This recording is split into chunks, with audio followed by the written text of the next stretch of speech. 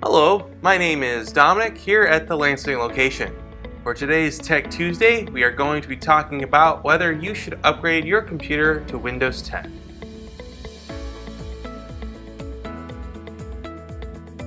If you are buying Windows 10 for the first time, it will cost users $119 for the home version.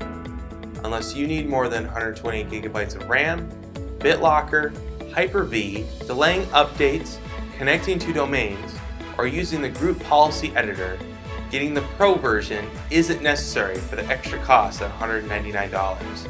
Today, we are going to dive in whether Windows 10 is worth the cost.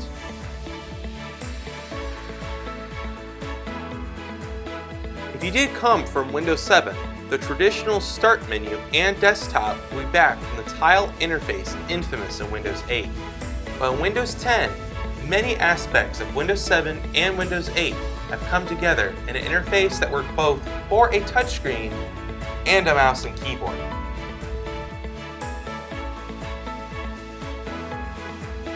Windows 10 will offer more security than Windows 7 and 8.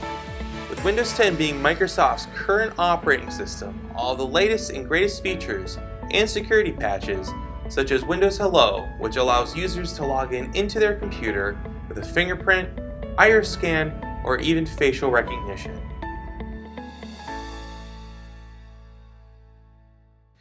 Lastly, Windows 10 offers faster operating speed than Windows 7 and 8. The startup speed in Windows 10 is because it eliminates bloatware and unnecessary startup processes. Windows 10 will still receive extended support and upgrades until 2025. I hope this information will be useful to you, and join in next week for another Tech Tuesday.